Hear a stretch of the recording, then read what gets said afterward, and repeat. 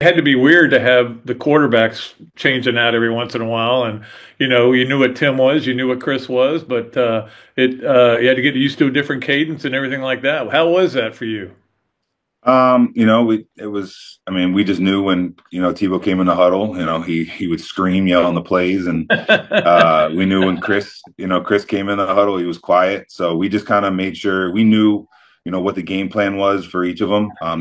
What the coaches did a great job. And as I learn and as I, grow and develop as a coach, the, the best thing you could do is get the ball in your best players' hands and do what best fits them. And that's what we were able to do. That's what the coaches were able to do. Okay, and welcome into another Duly Noted podcast presented by Titan MRI and Imaging, our good friend Joe Calorio over there, and of course our good friend Jeffrey Meldon and Meldon Law bringing you the Gator Studios, which today is at Florida Field. See, I've figured out how to do this now, so I'm excited about the possibilities that are going forward to get my new backgrounds up. But anyway, good show for you today. The great Phil Trautwein is going to join us, and Phil Trautwein, of course, two-time national champ, starting at left tackle for Florida in '06 and '08.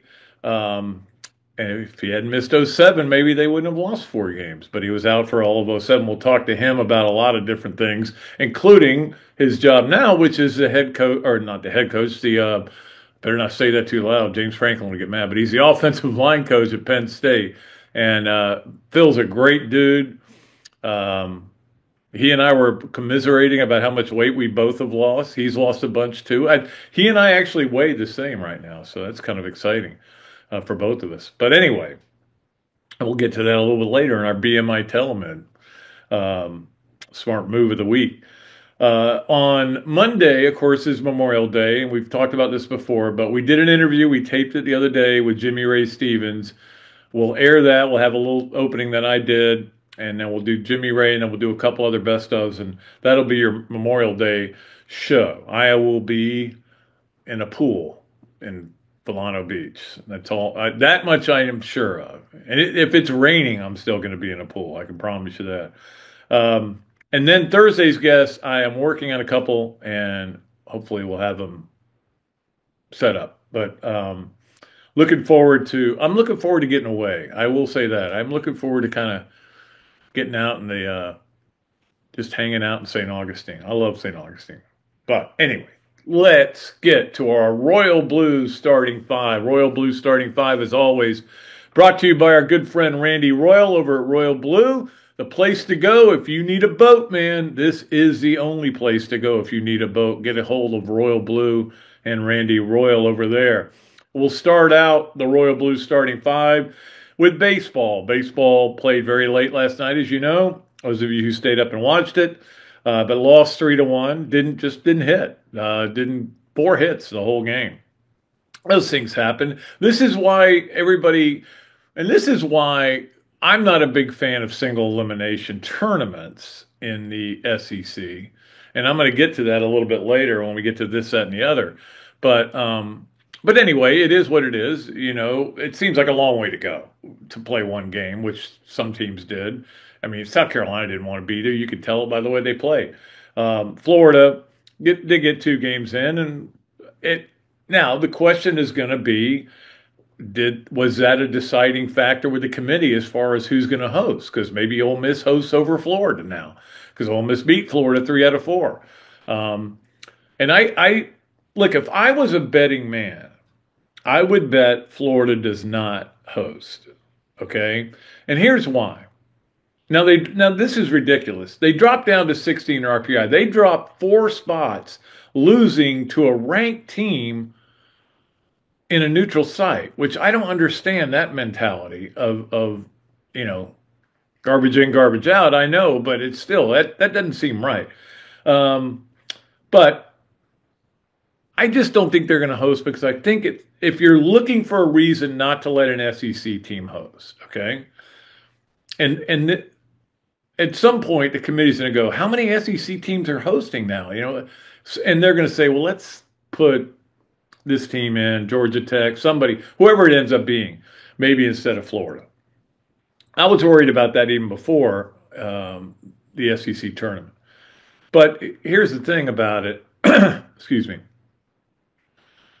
you're sitting there looking at, in the end, a team that's won 6 straight series in the best conference in America. We all know it's the best conference in America. It's not even close in baseball, softball, gymnastics, basketball.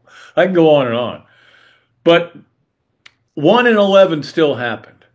And I'm a big believer in you have to take the body of work, okay? And that's what the committee is instructed to do, take the body of work.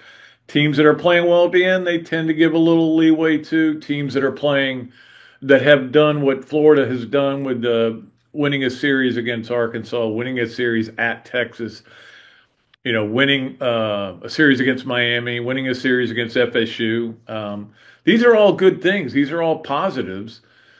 And Florida may well host. Again, I think if you've got a choice of going to Condren Ballpark or some of these other places, again, I've only been to Georgia Tech's baseball field once. It was rinky dinky then, but it was a long time ago. So I have no idea. But I know Florida's got maybe the best ballpark in the country, and you kind of want to have a regional there. So maybe that'll be the overwhelming factor. I don't know if the bidding is even a factor, whether the money you are willing to, you can guarantee them, because that's what I don't even know if that works anymore. I'm not worried about it. I'm just going to find out. And here's when you find out, Sunday night when they announce the regional sites. However, you won't know where Florida's going if they do not get a regional site until Monday. I think it's at noon on Monday. So that's when you'll find out where the Gators are going. I remember that last year on Memorial Day, was racing home. I think we were in St. Augustine then too. Racing home, yes, on Monday, to make sure I could find out where Florida was Florida hosting or not. And I don't know. I worry too much about little things like that. All right. So we'll see what happens. Again, Sunday is when they will decide. They'll announce the 16 regional hosts. Monday at noon is when they announce where everybody's playing and who's playing where. All right, let's go to number 2 on our Royal Blue starting 5, and that is softball. Of course, big stuff coming up this weekend with softball. Look, I know nobody's really happy with the 11:30 starts. Well, I think the players are happy. I think when you wake up in the morning, you want to go play, and this is great. Wake up in the morning, have your pregame meal, go to work. Get done early. You can do whatever you want the rest of the day. And I think the coaches like this too, but it's certainly not good for the fans, 11:30 both days. But I've said this on the radio, and I'll say it again. 4 words why Florida's playing at 11:30, and that is Entertainment, Sports, and Programming Network, because ESPN wants it at 11:30. They want a game there. They'll put Florida there. Florida, Georgia. Okay. Kind of exciting. People are fired up at ESPN. Look, you can't expect all this money to come in to the conferences from the networks and not expect the networks to be able to do whatever they want. This is why they interview people in the middle of games. None of these coaches are doing it because they want to. They're doing it because ESPN says you got to do it, and that's where the money comes from. We all know that. We all know how it works. Here's a good stat for you about Florida and Georgia. Florida's hit 103 homers this year. Georgia's hit 51.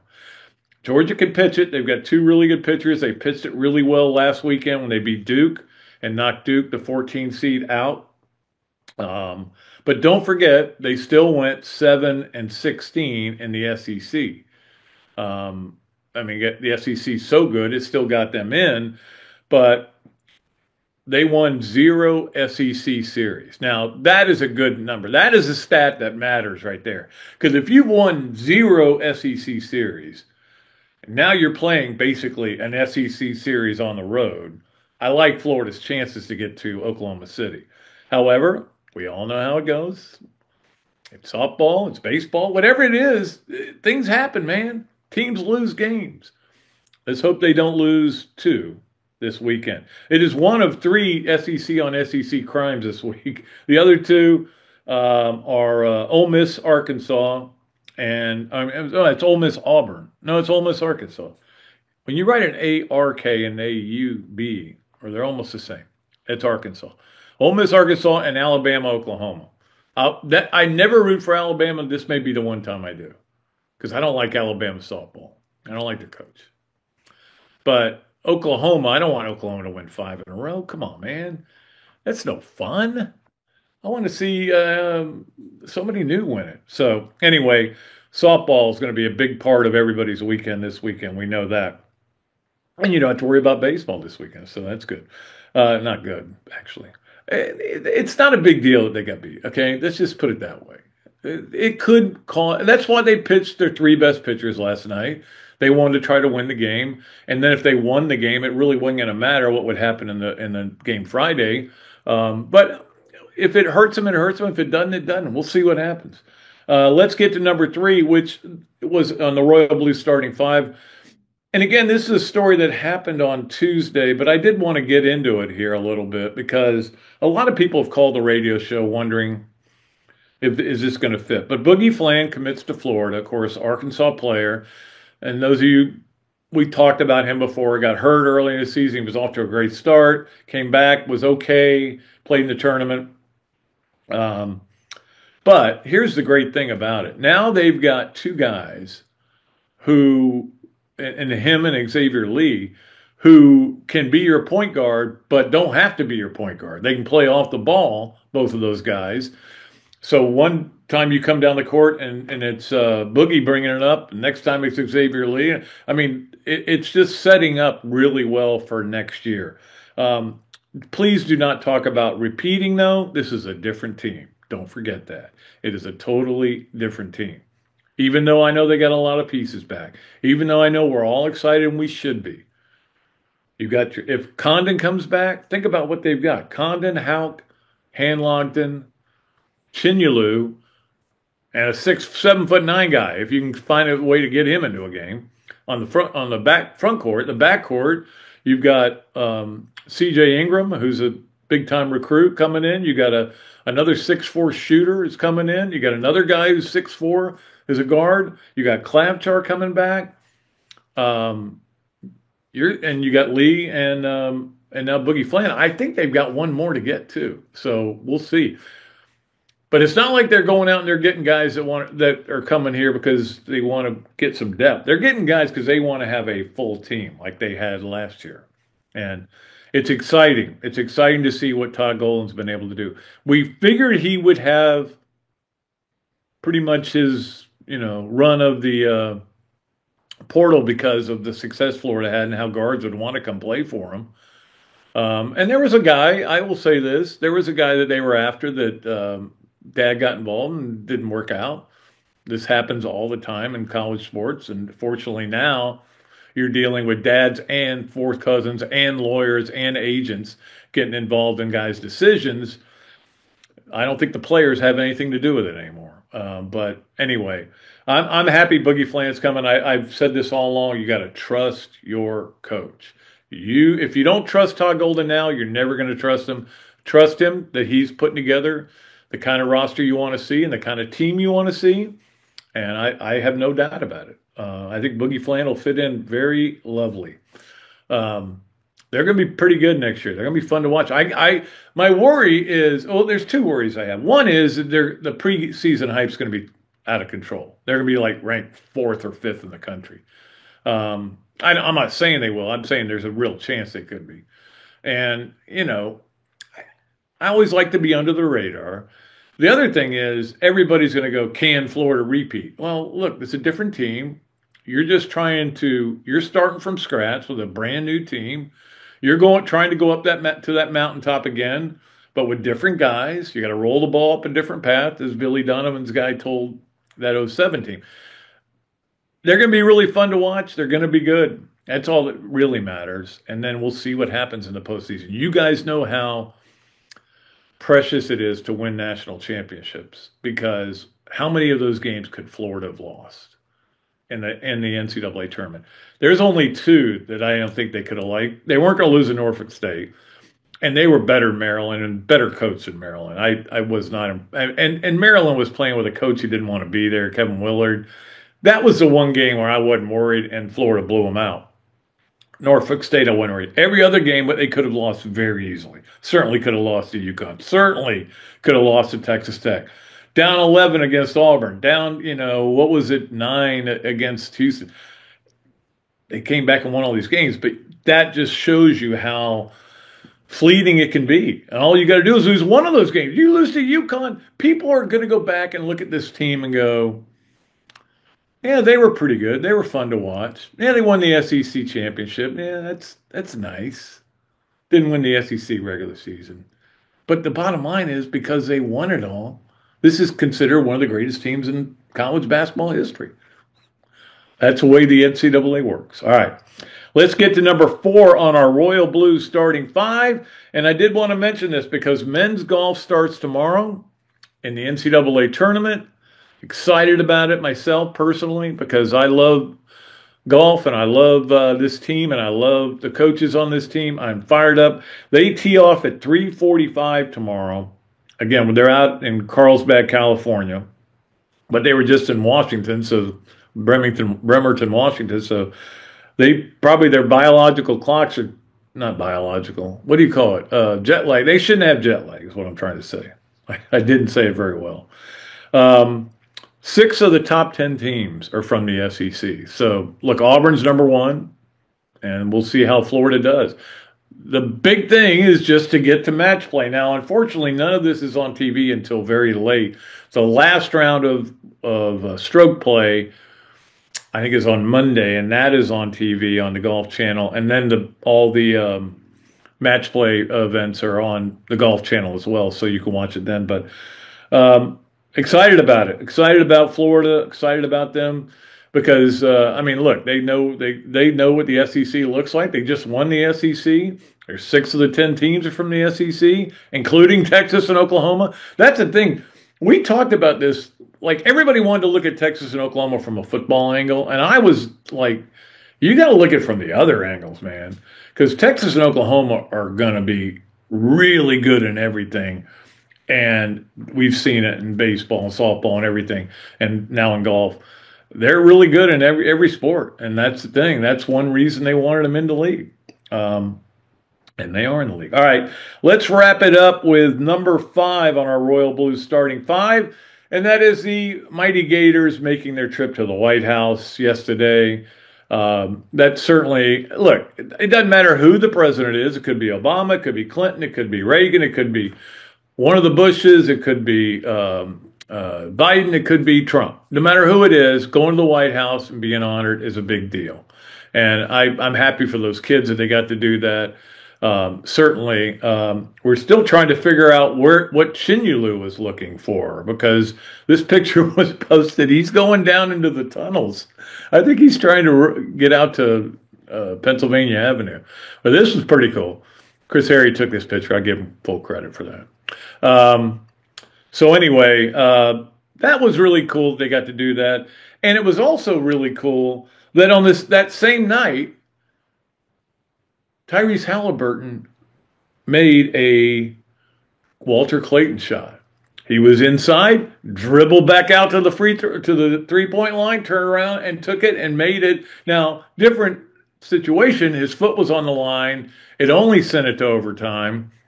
It hit off the back rim, went way up in the air, and came down in. And he did the choke sign, the Reggie Miller choke sign, and pointed at Reggie Miller. And then that doesn't work if you don't win the game in overtime. I think he thought he had won the game. I think he thought it was a three-pointer.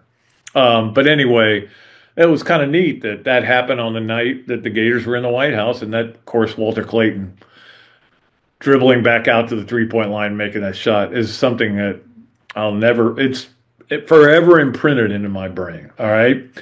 All right, that is going to be our Royal Blue starting 5. I was just looking at a note here. Yeah, they were down 14 with under 3 to go. And the Knicks,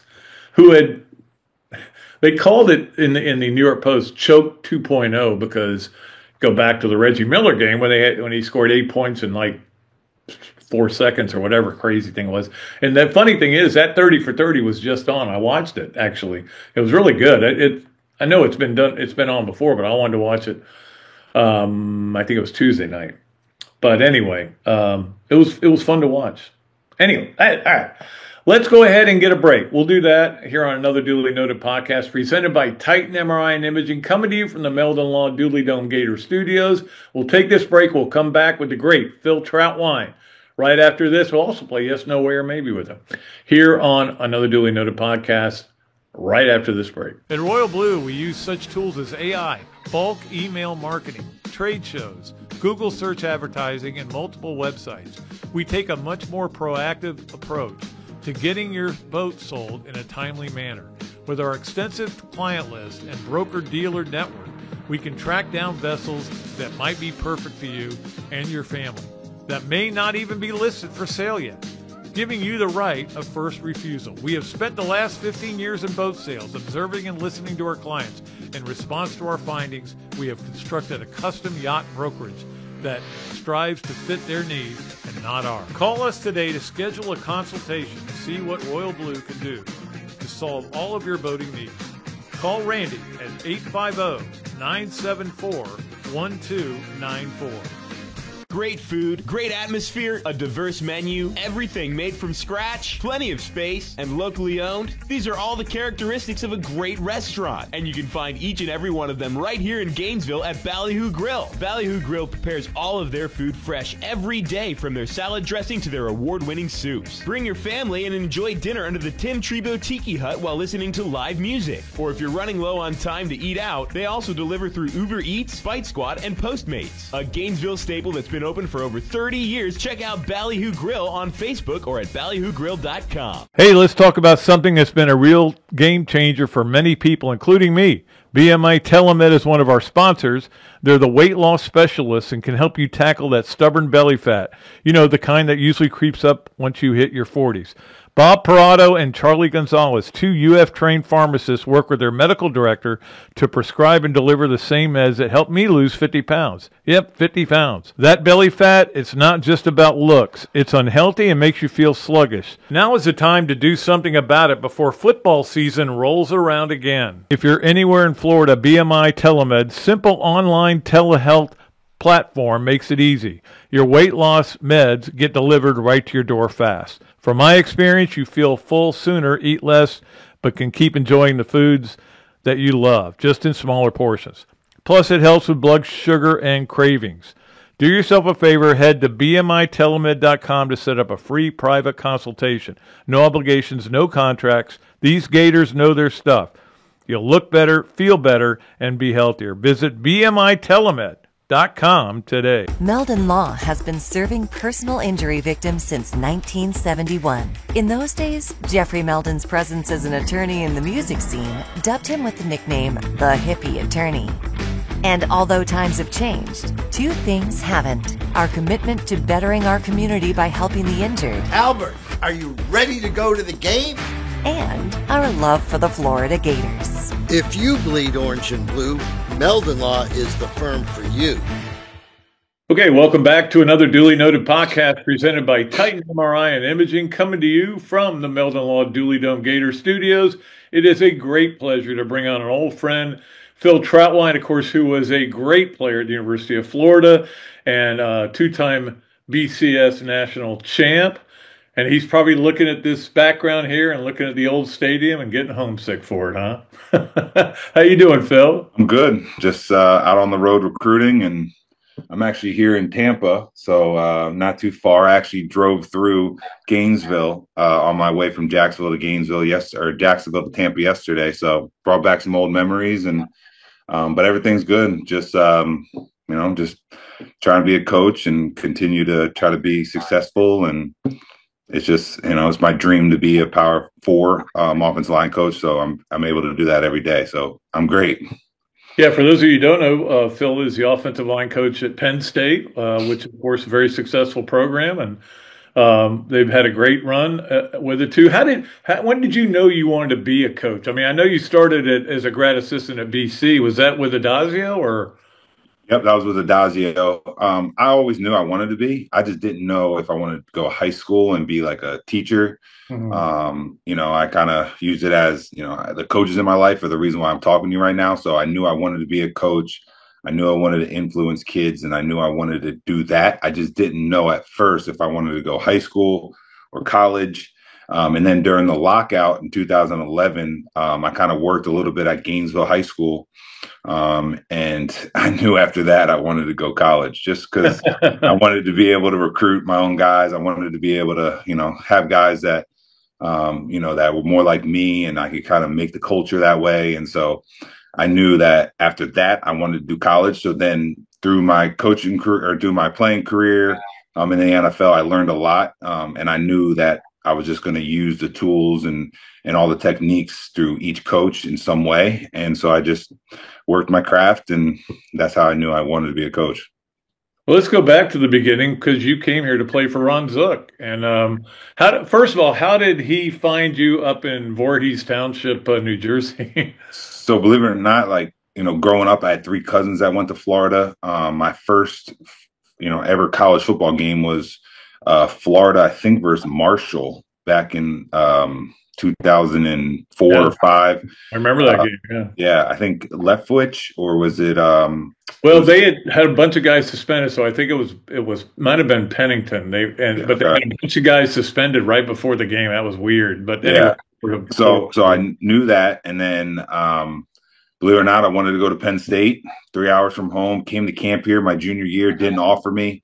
So kind of just, went on my visits, and then Florida offered me Christmas my senior year. So think about all the things people are committing right now as sophomores and freshmen. I didn't commit to Florida until January my senior year, because there was only one signing period back then, and I signed February 3rd. So, I knew I wanted big time college football. I knew I wanted great academics. And, Florida was that place for me because Penn State didn't offer me, and had to go far away from home to do it. And so that's why. And then, everything happened with Coach Zook. So what I do tell people in this recruiting process is don't go somewhere because of a head coach. Right. Go somewhere that that it's going to be where you want to be, regardless who's coaching you, regardless. And that's kind of why I went to Florida. I didn't really go to Florida for Coach Zook. Even though, he was a big influence of me getting there, but I went because of the tradition of Florida, academically. So that's kind of why I picked Florida. It's funny because you went from a guy who's known as a player's coach to doing mat drills. I mean, that's how it changed so much. But a lot of people don't know that your first start ever came as a tight end. Yeah. So when Coach, so I ended up playing as a freshman, and then my sophomore year, my true sophomore year was Coach Meyer's first year, and I was on punt, and I was the backup left and right tackle. And then, later in the year, they put me at tight end. So I had an 86 jersey, and I was like the 6th man. And I started versus Florida State. I was out there on the first play. So it was kind of cool. And then, of course, moved back to tackle, and I think you were second team All-SEC in the 06 season, and first team, of course, in 08.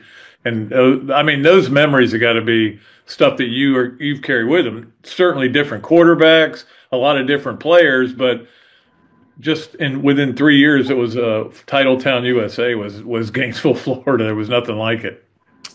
Yeah, we won a lot of games, and we had a lot of talent, and people have their own thoughts of Coach Meyer and what was going on in the program, but what he was able to do was able to get them focused, get us motivated, and point us in the right direction. And we had the talent to be able to do that. Same with the basketball team too. So we were winning a lot, and it was awesome to be a part of that. And it was a cool time in just in football, college football, and college basketball history.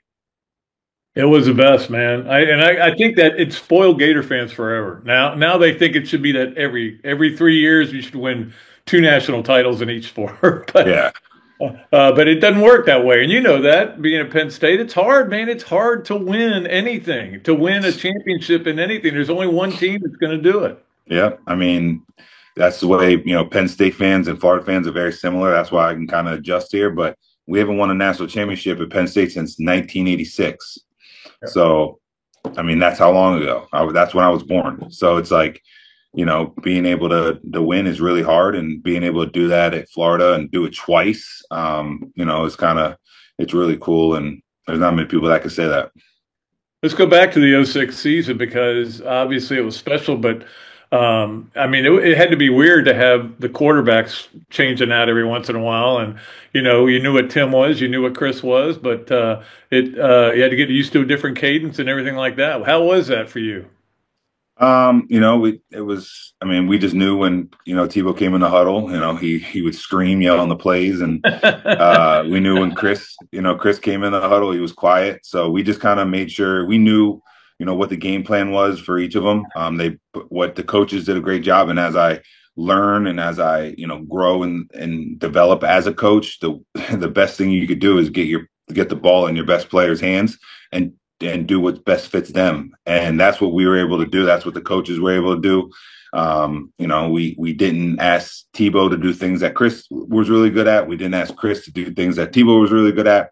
We just played them both. And sometimes people knew that Tebow was coming in to run the ball, 3rd and 1, but we were able to do it. And that just shows to the offensive line and to what we did and how we prepared and how the coaches prepared us.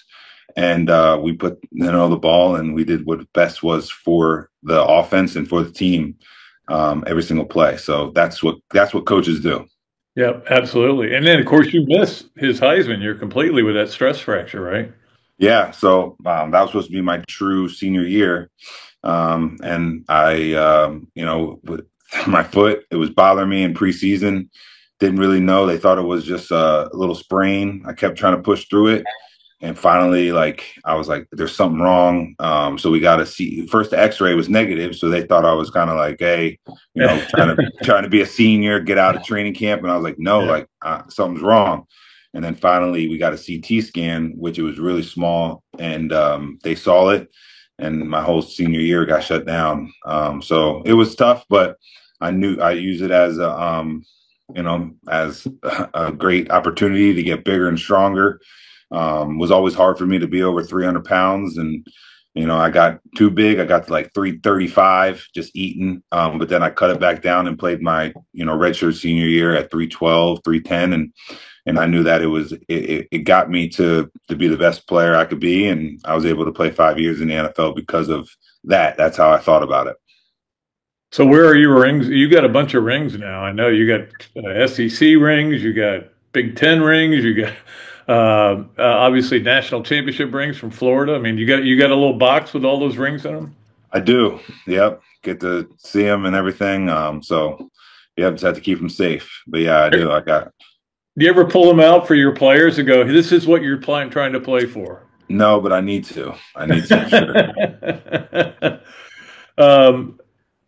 Let's go to that senior year, and you guys were just steamrolling through everyone. Then, of course, the Tebow promise and everything. I've always taken the approach that the Tebow pledge, or whatever you want to call it, didn't really affect the players. It affected Tim, and it got him to play at a different level. The players were all like, and that I've talked to, have all said, "Yeah, that was cool, but no big deal. We still had to go play games." Yeah. Yeah, I mean, it really what Tebow was he spoke for all of us. We all knew that. Now we were trying to be, undefeated, and we knew that we couldn't lose another game if we wanted to reach our goals. And so we just kind of said to each other, we're going to go out and we're going to play harder than we ever have. We're going to make sure that we do everything we can so that we don't feel this way again. Coach Meyer again was able to keep us motivated. He used different things to do it. That year, Obama became president, so that was a big thing. Let's go see Obama, and that's what we were able to do. Go see Obama, and it was a great opportunity for us. And we just went out and knew that we could no longer, we can't slip again. We can't go out and go through the motions, or we're going to get beat, and our dreams will be over. Yeah, I think the Gator basketball team is at the White House today. So nice. They've made a lot of trips up there. Obviously, the SIDs get to travel with them, but it was certainly a fun. And what was that like? That feeling when you guys? Because I remember the press conferences went on forever that night because we had different rooms with everybody, and you'd have Spikes would come out and talk, and Tebow come out, and they'd spend a lot of time, and we talked to you a lot. And the next morning, I remember interviewing you at the back at the hotel. but what was just that overall feeling like? Was it a relief, or was it just absolute euphoria? Honestly, you just said I don't even remember talking with you. So I guess I was just in cloud nine, and it was a great, it just showed that if you put your mind together and you become one, and the team comes together, and make sure that every single day you practice hard, and you don't worry about yourself, and you just worry about the team. Great things could happen. And that year we thought Tebow was going to win the Heisman again. He didn't. So we knew that we had to go out there and beat Sam Bradford, and do everything for for each other, and show him that Tebow was the best player, in the country. So, but it was a great feeling. I tell guys that other than getting married and having 3 kids, it's right there, right behind that, winning national championships and holding the crystal ball, and knowing that all your work all year through mat drills and all that stuff, it all came into fruition, and here we go. We made it. Yeah, it was a fun night. I know that, and the next day was great too. I just hung out in the pools all day, so it was fun. That's the part I miss, those parts about being in the media now. But the travel, I don't miss at all. I don't miss some of the deadlines and stuff like that. But obviously, you miss playing because you did bang around in the NFL for a while. Do you think that it was? What do you think the reason was you never quite could get on a starting lineup in the NFL?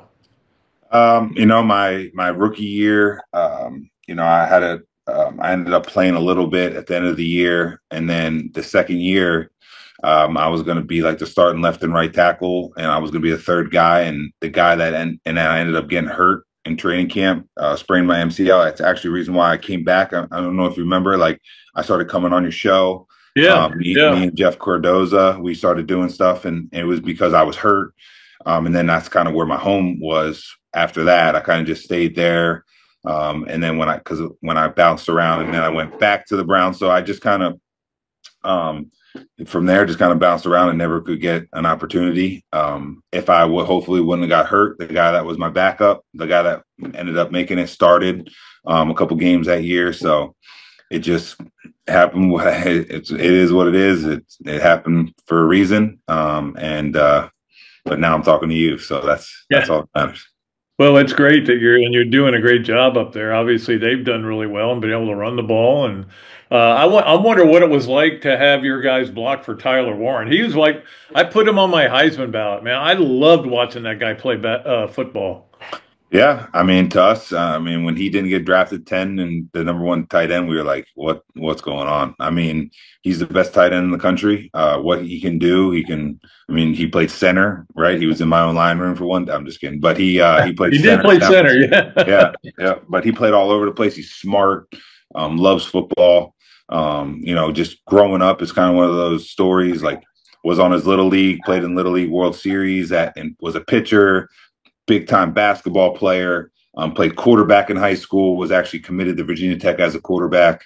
So just kind of who he is and what he did and where he's come is awesome, from Virginia. So, but it was awesome. He made our world a lot easier. Phil Trautwein joining us on the Big Mills Cheesesteak Zoom line. Of course, he is the former Florida offensive lineman who was all SEC twice. All SEC second 1 year, first team the next year, or 2 years later. And, of course, is the offensive line coach at Penn State. And we appreciate him coming on. It is time for us to play our game of yes, no way, or maybe. You have to answer 3 questions. Yes, no way, or maybe, and you're allowed to expound on them. They are brought to you by Big Mills Cheesesteak. It is, of course, Big Mills Cheesesteak. You can get free fries with the order if you say you listen to this. Street dining done the right way. Big Mills Cheesesteak. Okay, number 1 on yes, no way, or maybe for Phil Trautwein. Your golf game isn't getting any better because you live in Pennsylvania.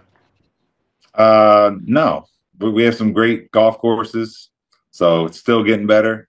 If you ask me if it's getting better because being a college coach in Power 4, then it's not getting better. I can't. It's hard to play. But we have some good courses. We have our own blue-white course at Penn State that we're actually members of. All we have to do is pay $14 for a car fee. It's just, as a coach, that's where it's tough.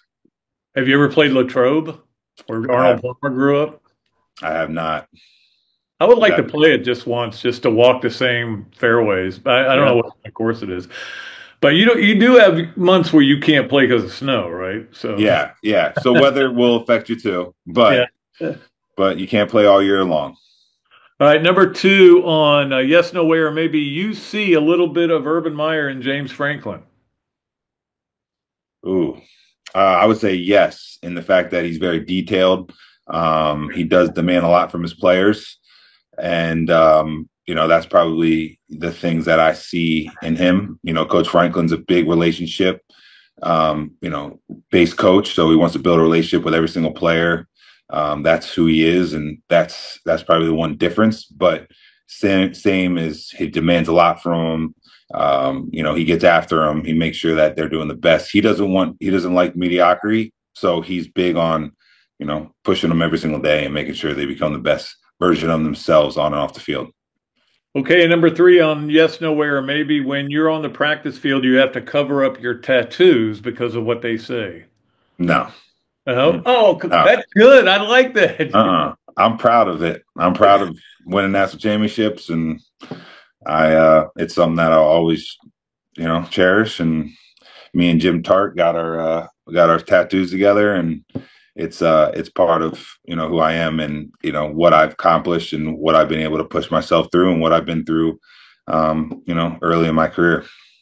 I remember that was a big deal to us because we were looking for you in the morning after the game to find out if you were going to get the other tattoo, and you're, oh yeah, definitely, there's no doubt. Yeah.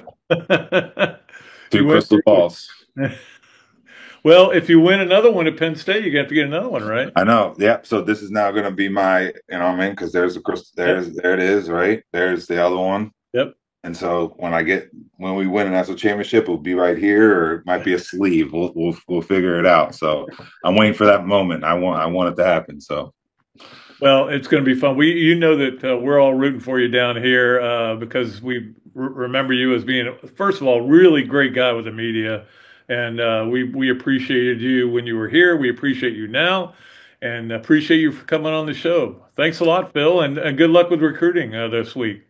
Thank you. Thanks for having me, and keep doing what you're doing. You're doing great. I always love your articles and what you've been able to do for helping me in my career, and whenever the fact that they let me on this means I could probably come on again. So whenever you need me, whenever you have a question, I appreciate you. Well, that's great. And I appreciate you. And we'll be back with more of another Duly Noted podcast presented by Titan MRI and Imaging from the Meldon Law Gator Studios right after this break. Gator fans, football season is here. What's better than seeing the Gators back on the field? Easy. Seeing amazing speakers and fellow Gator fans weekly at the Gainesville Quarterback Club. Held every Tuesday night of a home game at the Best Western Gateway Grand. Enjoy happy hour, great food, valuable insights from yours truly and Andy Staples, plus notable speakers throughout the season. As the oldest Gator booster club in the world, Gainesville Quarterback Club gives you access to elite speakers like coaches, NCAA football insiders, Gator greats, and more. Share your passion for Gator football with hundreds of other members at weekly in-season meetings, home tailgates, and special events throughout the year. Join the Gainesville Quarterback Club today. Email the club at membership@quarterbackclub.org or visit thequarterbackclub.org, or better yet, just give me a call and I'll get you to the right people. Coach, it always impressed me how you beat Florida State to win the 1996 national championship. And I was really impressed with your 06, 08, and 09 Gator teams. And the way you coached Danny to the Heisman Trophy. A lot like what you did with Tim Tebow. You won more SEC championships than you lost home games at the Swamp. And you had plenty of super games in front of our Gator Nation. Yeah, there really is something special about the Swamp. I guess that's why we say about the Swamp, only the Gators get out alive. To the Swamp and the Gators, with the best beverage served at Spur's Gridiron Grill. 100% agave, Los Landeros tequila. Aged in bourbon barrels for a smoother taste. I think you mean Head Beer Coach 1966 lager, a crisp, light, bodied lager for easy drinking. Nope. Los Landeros tequila, smooth enough to drink neat and bold enough to elevate a cocktail. 1966 lager, enjoyed on game days in the fall or whenever you need a winning cold brew. Los Landeros tequila. 1966 lager. Los Landeros. 1966 lager. Y'all stop bickering. Okay, you're both wrong anyway. The best thing Spurrier's Gridiron Grill offers are Jerry's famous chocolate chip cookies.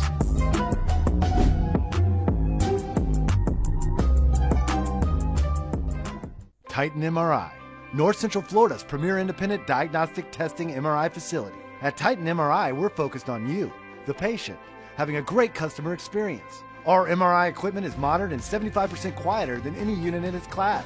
And our MRI unit has one of the largest openings of any of the newer high-strength MRI units, which allows comfortable scanning for potential claustrophobic and larger patients.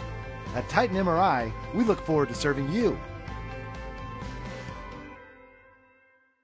Adams Rib Company has been a staple of Gainesville for more than a decade and a staple of the Dooley house ever since Kelsey's teeth came in. The first time I walked into Adams, I told my daughter that the green beans are always a test of a great barbecue restaurant, and they were perfect. You know about the ribs that melt in your mouth, and my favorite, the turkey plate. But be sure to go in on Fridays for Nana's Fish Nuggets. They will melt in your mouth. Adams Rib Co., a Gainesville great. Okay, we're back with more of another duly noted podcast presented by Titan MRI and Imaging, coming to you from the Meldon Law Ponderosa Studios here at the Dooley Dome. Again, thanks to Phil for doing that. It literally took us about a month to set this up because the sports information guy, he had to go through him, and he was on vacation, so it took a while to get him, but they were very nice to let him do this. And again, you don't want guys coming on saying how great Florida is, and but he didn't do that. So good guy, and one day would love to see him be a coach down here, but who knows. All right, let's get to all of our fun stuff we like to do in the third segment, starting off with This, That, and the Other. This, That, and the Other is brought to you by Ironwood Golf Course, by Ballyhoo Grill, and by Darshackow Insurance. We appreciate all of our great sponsors. Let's get to This, That, and the Other. And this is that, we couldn't wait for the SEC tournament. We couldn't wait for all these tournaments to be on. It was going to be, the cool thing about these baseball tournaments and softball tournaments even too, but baseball especially, is that 10:30, you've got a game to watch. It's great. If you're like me and you're a sports nerd, I am going to get out of the house today. I promised myself. But you watch a lot of games and you get to watch them. So we couldn't wait, and especially the SEC tournament because teams are so good in the SEC. That is that things happen at tournaments and outdoor tournaments. They don't happen in basketball tournaments very often. I did go through COVID. I did go through a tornado, but I was there for both of those. But other than that, not much happens at a tournament. You do get games delayed by games that go into overtime and stuff like that. But it's, I remember Lee Humphrey making that overtime shot to beat Alabama, and it happened at like 12:30 at night. Anyway. That is that. You never know when rain's going to be a factor. Lightning is going to be a factor. Although they could have played those games or that game on Tuesday night and not pushed everything back on Wednesday. They erred on the side of safety, and maybe it was too much. Anyway, but let's get to the other. The other is that there were two games that ended after 2 o'clock in the morning. One in the SEC, one in the ACC. That's not healthy for anybody. And certainly, it's not good for your exposure of your sport. Who is watching that in the South at 2:19, I think is when the ACC game ended? Even if you're a fan of that team. If you're a Gator fan, I doubt many people stayed up. I know I didn't past 3-0. When it was 3-0, I go, that's enough for me. That's too late. I'm an old man, but even young people. Now, I will say this, if you're young and it's on and you're in a bar, that's great. But, that's not the way everybody lives their life. I just feels like, to me, the conference tournaments should be a dying breed, but they aren't going to be. I've tried to explain to people why it's in Hoover every year. I can't explain it, but I can just tell you it is. You got to go there and experience it. It is a big deal. They've got all this. They put everything into it. Whatever the SEC says it wants, people of Hoover say, yes, we will. We'll do everything except build sidewalks. We will not build sidewalks. Anyway, that is this, that, and the other for today. We appreciate our great sponsors there. Let's move to our BMI Telemed Smart Move of the Week. And the Smart Move of the Week for me, well, in fact, I just got it. That was what just came. We had to take a little break from the show. My new shipment, semaglutide, and I'm going to continue to achieve and maintain. I'm down a good amount. I feel really good about where I am right now.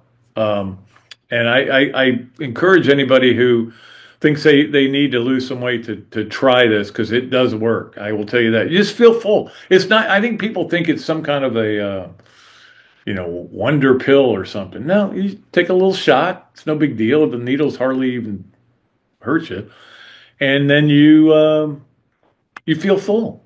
So you don't eat as much. That's all it is. And then the great thing is when you can get out and exercise, like I've been able to finally start doing, and the weight is melting off me now. But anyway, let's get to our BMI Telemed Smart Move of the Week. And that would be that somehow this College Sports Commission just appeared out of nowhere. Now, there's been a lot of talk about it. Trump was talking about it when he met with Saban, obviously. But now they're saying that as soon as the settlement goes through, which they're saying is going to be this week, don't buy it. Because we've been hearing that for 6 weeks. But the settlement's going to happen eventually. And this commission apparently is ready to go. Now, it's going to be interesting to see whether this is politicians or athletic directors or who's on it. I want to know who is on this commission and who the CEO is. Everybody thinks it's going to be Saban. I don't know if Saban wants to do it. It's a full-time job. That would eliminate him, in my opinion, from being on game day where he just won an Emmy. So, I mean, I don't think he's going to give that up. He's got a great gig there. So we'll see what I want to see the committee or the commission that they're calling it. And this commission basically will take over NIL and portal in terms of applying the rules and getting rid of the Wild Wild West, setting a salary cap, all that stuff that we have been talking about. If this happens, it could be a savior for college football. Now, I say that college football is not going away. It's not going anywhere. College football is at all-time high. Everybody loves watching college football. We know that. The portal hasn't hurt it. The NIL hasn't hurt it. It's made people not like it as much, but they still watch it because you root for the laundry, right? So it is what it is. But that said, it is going to be interesting to see how this committee is put together, who the CEO is, and whether they really have that much authority or not. You never know. I mean, you could say this commission has decided that salary cap's going to be this, and one guy sues them. Boom. Well, that's that maybe we're going to. Just the other day, I was reading where the kid from Zakai Ziegler is suing the NCAA for another year of eligibility. And I'm like, whatever. I mean, and this.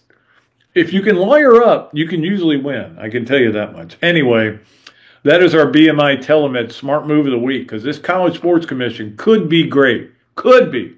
Doesn't necessarily mean it will be, but it could be something that makes college football a little more palatable again, I guess would be the best way to put it. All right. It is time for us to go to our Hugh Kane Allstate Mayhem Moment. The Gator Nation is in good hands with local Allstate agent Hugh Kane. Stop by Alachua Marketplace Plaza in Alachua and get a free quote today. Okay, this was pretty cool. Tommy Houck got to meet his longtime hero, Tim Tebow. My guess is that, like I said earlier, that when he found out Florida was going to be there, he was already planning to be there to talk about trafficking women. Well, of course, he's a big supporter, or not a supporter of it, but he's trying to fight it. And he was there to talk to the president and some people about that. So I'm guessing he lined it up like that. But anyway, it's got all the pictures of Tommy afterwards where he would just had this huge grin on his face. It was a big deal. This is a guy, he's at Florida because of Tim Tebow. Tim Tebow should get a ring. To be honest, I mean, he's already got plenty of rings. He's got 2 championship, 2 SEC, Probably got one at Nice, too. He's got a wedding ring. Anyway, he should get a ring for basketball because that's why Tommy Houck came here. And if Tommy Houck's not here, Florida's not winning at all. And, of course, Walter Clayton's not here. They're not winning at all either. But you know what I mean. But that was a really cool moment. It was a mayhem moment in a way, but it still was a cool moment, too. All right. Let's move along to our Hesser and Kipke 3 Things, brought to you by our good friends at Hesser and Kipke for all your family law and workers' compensation issues. Just call them at 352-339-9920 or reach them at www.hklawfl.com. Ken was one of those people I was trying to explain why the SEC tournament's always in Hoover. He wants to move it around to Major League Baseball stadiums every year. And look, I have been in favor of them moving that tournament multiple times. I thought it'd be great to be in Jacksonville one time, mainly just because it would be easier. But they want it in Hoover. The SEC office is in Birmingham.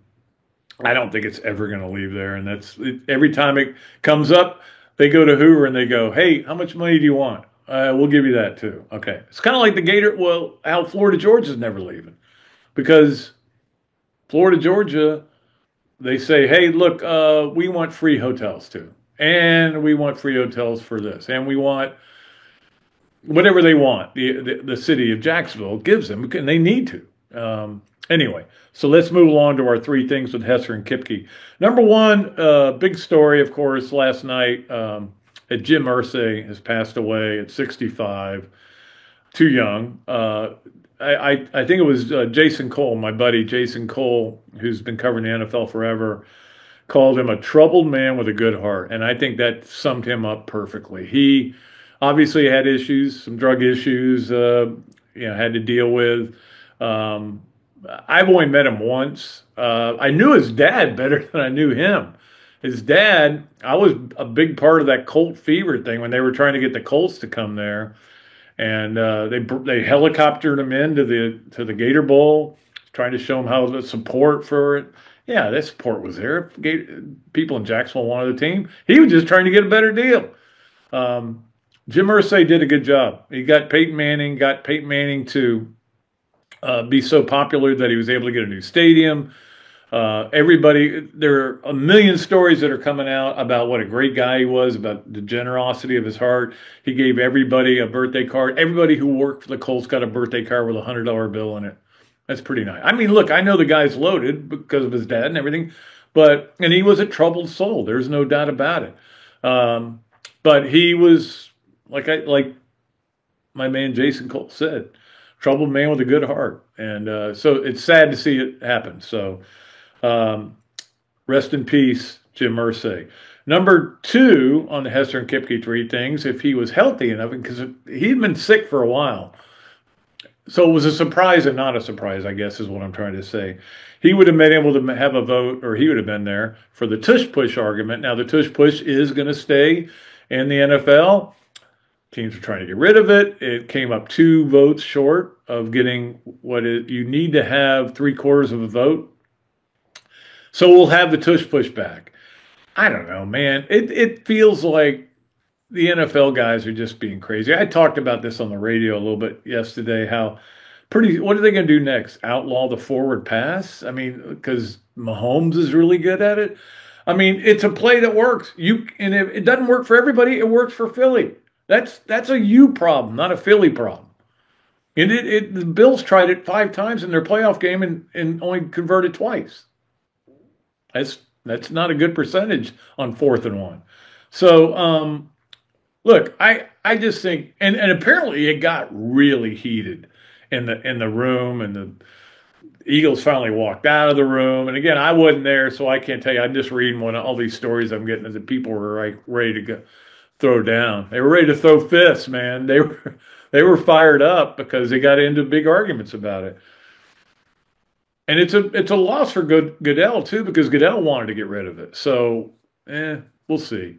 I don't know that it's that big a deal. I think people just make too big a deal. I know that what happened with the Commanders last year, jumping over the pile, I just think you just got to make a rule that says if you jump over the pile, of course, it's a penalty.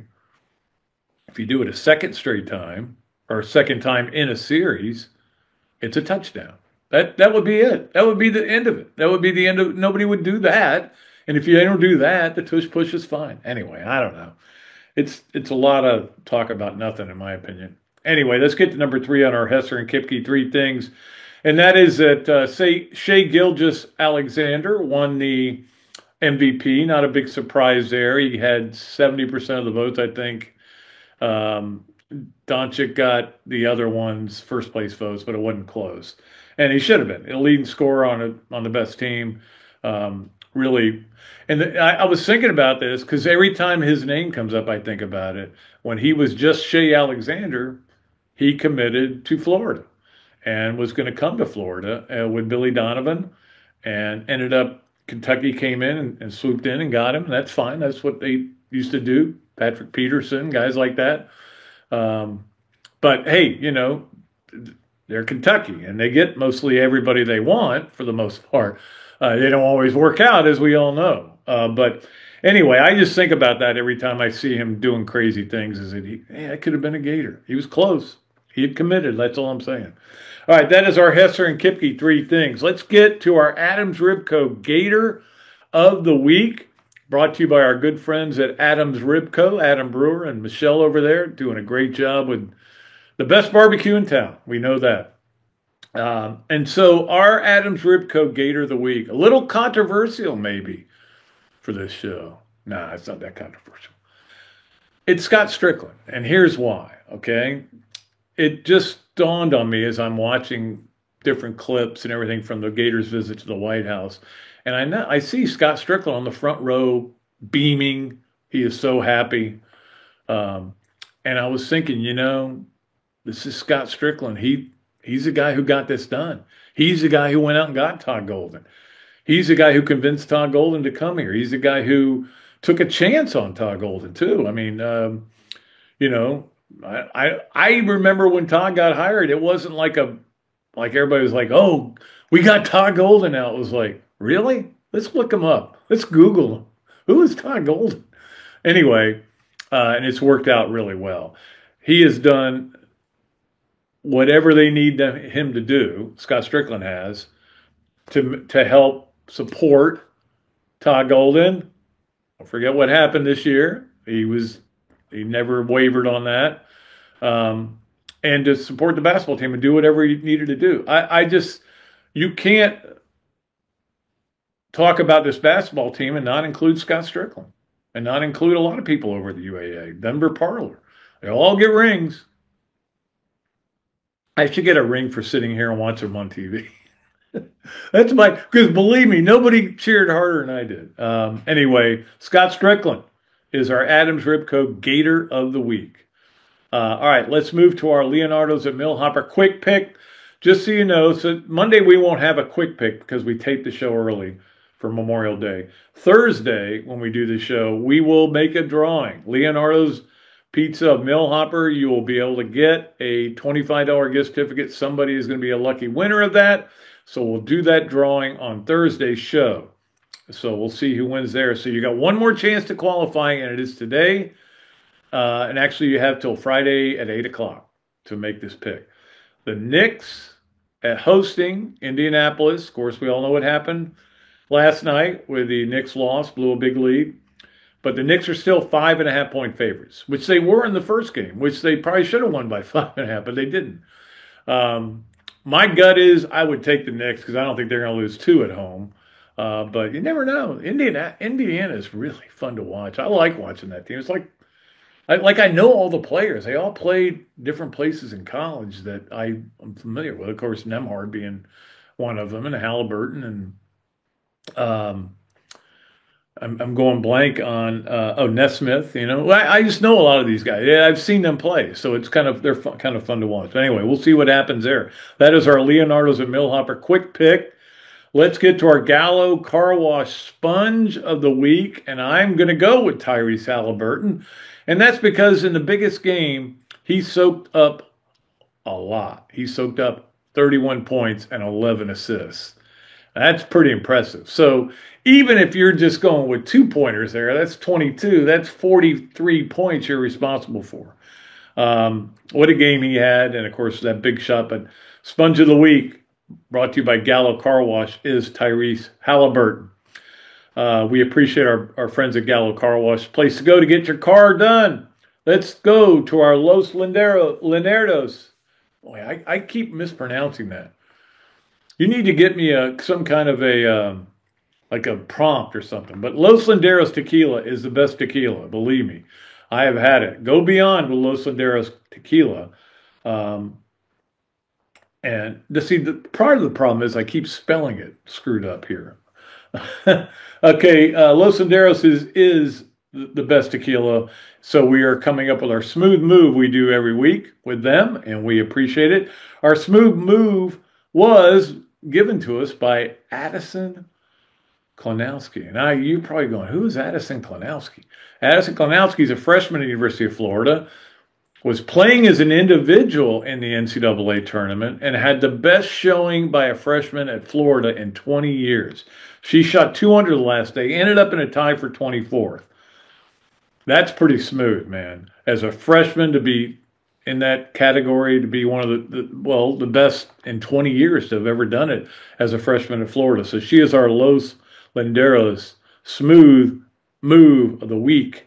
Are we down to our Swamp Games of the week? I think we are. Yeah, Swamp Games of the weekend. And this is you guys are going to be at the Swamp at some point this weekend because there's a lot of stuff to watch. You know that. Yeah, it'd be great if baseball was still playing, but they're not. But you got plenty to watch still. Let's start off with lacrosse. Lacrosse is playing at 3 o'clock on Friday. It's on ESPNU, and they're playing a team that hasn't lost a match all year. Now, that said, Florida's only lost 2, and they were very early in the season. North Carolina is really good. They're a soccer dynasty, I guess, like they were. They're a lacrosse dynasty the way they were a soccer dynasty, and then Florida beat them. Booyah. Back in the olden days in Greensboro. I was there for the second half. That's a long story. I don't even know if I want to tell that story. That's a bad one. But I was there for the second half. Anyway, that's Friday on ESPNU at 3 o'clock. NBA games, you've got that Indiana-New York game we mentioned earlier is on TNT at 8. And then Saturday you have OKC Miami at 8:30 on ABC. And then Sunday, the Knicks at Indiana at 8 o'clock on TNT. So that's where you follow them. Softball is on Friday at 11:30 on ESPN2. And then Saturday, same time on ESPN. And then now where they're going to be... if there's a necessary game Sunday, nobody knows. Nobody knows what time it's going to be because it's going to depend on who's left still alive, and that's when they'll settle on that. Obviously, no baseball this weekend, but selection show will be, as I said earlier, on Monday at noon. The good thing is, I think by the time we're not going to be able to know where they're playing. We may have to push back our Zach. We may have to push back our Monday show. Oh, that's right. We're not doing a Monday show. What an idiot. So we're not doing a Monday show. We'll just know where they are, and then we can talk about it Thursday. Sometimes, see, I get confused because we're going on this little vacation. It's not a long one. It's a little one. My daughter's going on a vacation too. Just trying to figure out what am I going to do? All right. That does it for our show. And I hope you guys enjoyed it. I know I stumbled through a few things, but we made it work. Thanks to Zach for doing the great job he always does. Again, we'll be back with you Thursday with another show. Monday we'll have a show, and please listen to it and watch it. And Jimmy Ray Stevens, it's a live, or not a live, but it's a new interview. It's really good. He's really entertaining during it. And then we'll have a couple of best ofs as well. So we will have a show Monday. I just won't be here. We'll definitely have a show Thursday, and I will be here. How about that? All right, for Zach, I am Pat. We are deep. We are way back, and we are out of here.